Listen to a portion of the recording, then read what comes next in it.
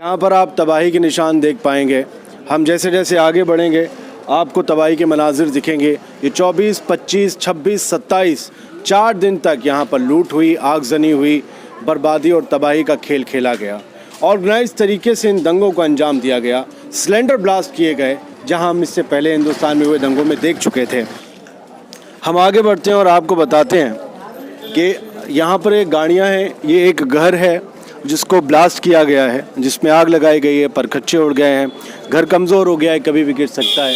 इसकी हर मंजिल पर आग है। इसकी हर मंजिल पर आग लगाकर इसे तबाह करने की कोशिश की गई। ये कार है, इसे भी जला दिया गया। ये गली है, इसमें एक बाइक आप देखेंगे और इसमें 4 घर हैं इस गली में जिन्हें जला दिया गया है, जिनकी हम विजुअल्स भी आपको बीच बीच में दिखाते रहेंगे। सिलेंडर ब्लास्ट किया गया है। बहुत से घर ऊपर की मंजिल से नीचे की तरफ आकर गिर गए हैं। ये इसमें ज़्यादातर मुस्लिम्स के मकान हैं, उनकी प्रॉपर्टीज़ हैं, लेकिन ये सामने जो दुकान है एक नॉन मुस्लिम की मिठाई की दुकान थी, इसे भी दंगाइयों ने लूट लिया और इसके बराबर में भी एक दुकान उसे लूट लिया। हमारे पीछे इस तरफ ये 2 घर हैं, दुकानें हैं, इन्हें भी लूटा गया है। वहाँ एक घर है, उस दुकान को लूटा गया है। आप समझिए किस तरीके से नंगा नाच खेला गया है। और ये सब कुछ हुआ है मुल्क की दारुल हुकूमत दिल्ली में, जहाँ होम मिनिस्ट्री है, जहाँ पीएमओ है, वहाँ सब ये कुछ हो रहा है। आप किसी छोटे शहर, आप किसी कस्बे की कल्पना भर कीजिए वहाँ क्या हुआ होगा। आप समझने की कोशिश कीजिए। सब लोग जो अपने दरवाज़ों के बाहर बैठे हैं, ये लुटे पिटे लोग हैं, शरणार्थी कैंपों में आते हैं, दिन भर बस अपने यहाँ पर मकान के जो कुछ भी बच गया है उसको देखने के लिए आते हैं, एक दूसरे से अपना दर्द साझा करने आते हैं, अपने अपने साथ हुई हैवानियत को बयां करने के लिए यहाँ पर आते हैं। हर तरफ शिव विहार की ये 25 फुटा रोड पर तबाही है। एक गरीब का रिक्शा भी नहीं छोड़ा गया, उसे भी नजर आतिश कर दिया, जला दिया गया। ये मोटर बाइक है, इसे भी जला दिया गया। सिलेक्ट टारगेट हुआ है। अब आप ज़रा इस गली में आइए, ये है मदीना मस्जिद की गली। आप समझिए, मस्जिद, मदरसे, मज़ार से किसे दुश्मनी हो सकती है। दंगों में हमने हिंदू मुसलमान होते देखा, लेकिन इबादत गाहों को नुकसान पहुंचा है ऐसा कम सुना। हमें अभी तक नहीं मिली है कोई ऐसी इन्फॉर्मेशन कि किसी मंदिर को नुकसान पहुंचा हो। मुसलमानों ने बहुत हिफाजत की, मेरी तरफ भी, और हमने भी 2 मंदिरों की हिफाजत की। चूँकि मेरा घर यहीं करीब में है, यमुना विहार। लोगों ने मस्जिदों, मज़ारों और मदरसों को आग लगाई। ये क्यों हुआ? बहुत से लोग कहते हैं पड़ोसी नहीं थे।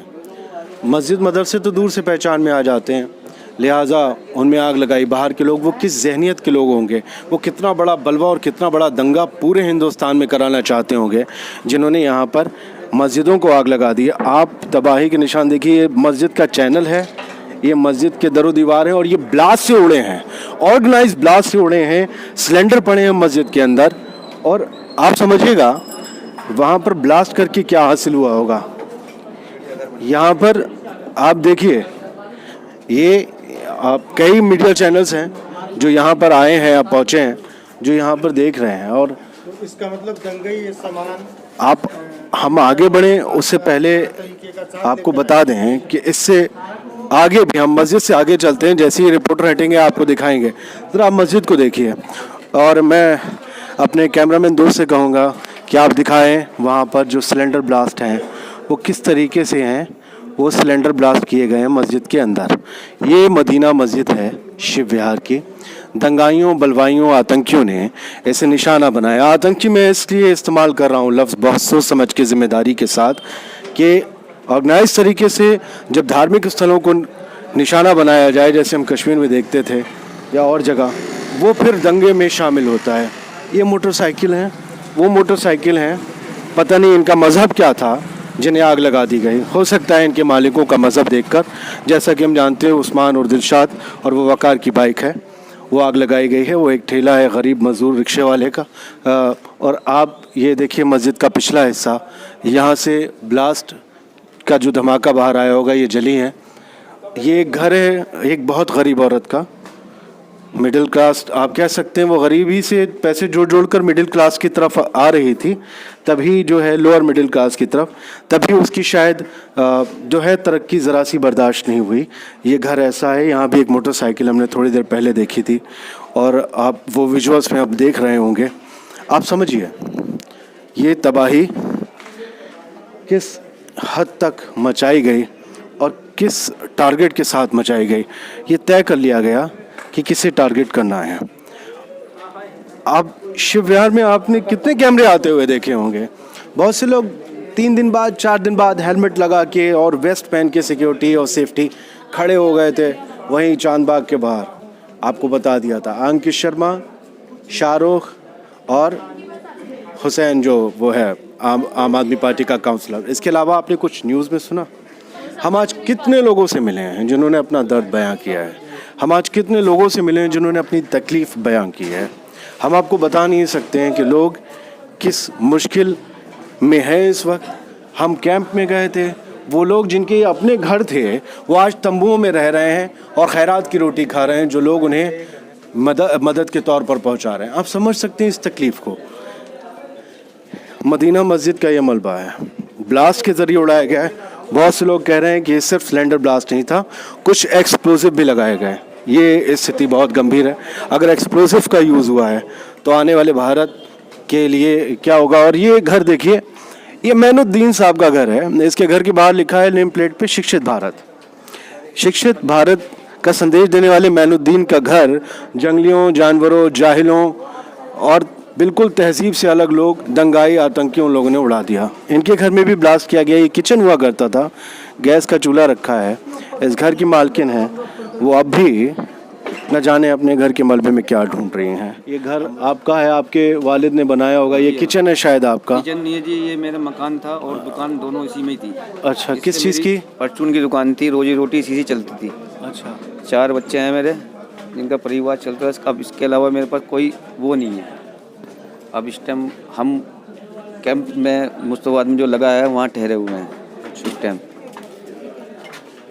नहीं तो ये जो है आपका मस्जिद में हुए धमाके से उड़ा या आपके घर में अलहदा धमाका किया? हमारे घर में अलहदा हुआ है। किस चीज़ से किया गया? सिलेंडर। आपके घर में सिलेंडर, वहाँ टुकड़े पड़े? ये आपके घर के पूरी छत टूट गई है। टूटी पड़ी, ऊपर का कमरा लूटा पड़ा है। ऊपर का कमरा लूट लिया है। छोटा भाई सिलेंडर, ये आप ही के सिलेंडर को ब्लास्ट किया गया? हाँ जी, हमारे सिलेंडर था। कुछ भी देखो, कुछ भी नहीं है यहाँ एक इधर रखा था, एक सब इधर कुछ रखा था, सारा सिलेंडर फटे हैं यहाँ पर। मुझे ये समझ नहीं आ रहा सिलेंडर में ब्लास्ट मतलब कितनी हिम्मत होगी कि उससे अपने आप को भी नुकसान पहुंच सकता है। शिव विहार में सिलेंडर ही फटे हैं जी, पूरे शिव विहार में सिलेंडर फटे। सिलेंडर फटे। आप सामने गली में जाओगे वहाँ भी सिलेंडर फटे हुए मिलेंगे। मस्जिद में जाओ, मस्जिद में डाले जरूर है, मस्जिद में फटे नहीं। परसों वाली में 4 सिलेंडर वहाँ लगे, इस मस्जिद में भी फाड़े गए और घरों में भी फाटे हैं।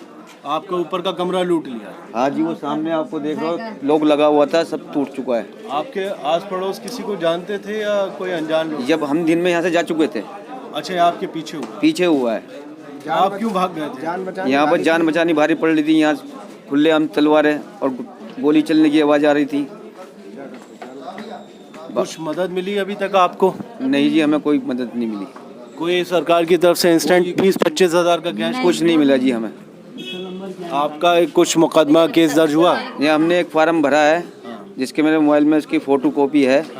तो अभी तक 1 तारीख को मैंने फॉर्म जमा करा था, तो अभी तक तो मेरे पास कोई कॉल नहीं आई। मैं 2-3 बार मैं किसी कह चुका हूँ तो उन्होंने कहा आ जाएंगे पैसे। कोई ऐसी बात, नंबर तो ले जाते हैं पर अभी तक कोई फ़ोन नहीं आया मेरे नहीं को। तो जो केस आपने FIR दर्ज की है या नहीं? वो वकील साहब ने ही करवाई थी हमारी। केस दर्ज हो गया ना? समझिए ज़रा, ये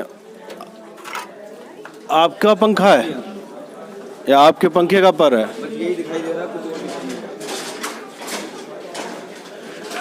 ये मैनुद्दीन साहब के बेटे के घर के पंखे का पर है।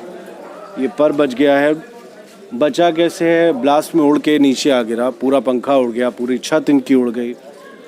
ये लोहे के, आप इन बड़े बड़े और मोटे रॉड्स को या इन्हें पट्टियाँ कहते हैं, इनकी हालत देख लीजिए और समझिए कितना ज़बरदस्त ब्लास्ट किया गया है। पूरी जान लेने की कोशिश थी। हालांकि ये घर में नहीं थे, ये घर का, आपके ही घर का दूसरा हिस्सा है। और ये सब मलबा और सामने मदीना मस्जिद है। वेल ऑर्गेनाइज तरीका है और ये तरीका बिल्कुल भी जानवरों वाला है, इंसानों वाला नहीं है। ये खौफ पैदा करने वाला है अपने ही देश के नागरिकों में। अब क्यों ना सीए और एनआरसी एनपीआर का विरोध हो, जब लोगों को समझ में आ जाए कि उनके विरोध करने पर ये हालत होगी, तो फिर अगर उनके ख़िलाफ़ कोई आदेश पास हो गया तो उनकी क्या हालत होगी। लोग खौफज़दा तो हैं, लेकिन लोग इरादा कर चुके हैं कि अपने आशियानों को भी खड़ा करेंगे और दंगाइयों से लड़ेंगे भी। अगली बार और पक्की ताकत के साथ लड़ेंगे, क्योंकि उन्हें इस बार पता चल गया है कि फोर्स मिलिट्री बहुत देर में आती है, सब कुछ लुट जाने और जल जाने के बाद।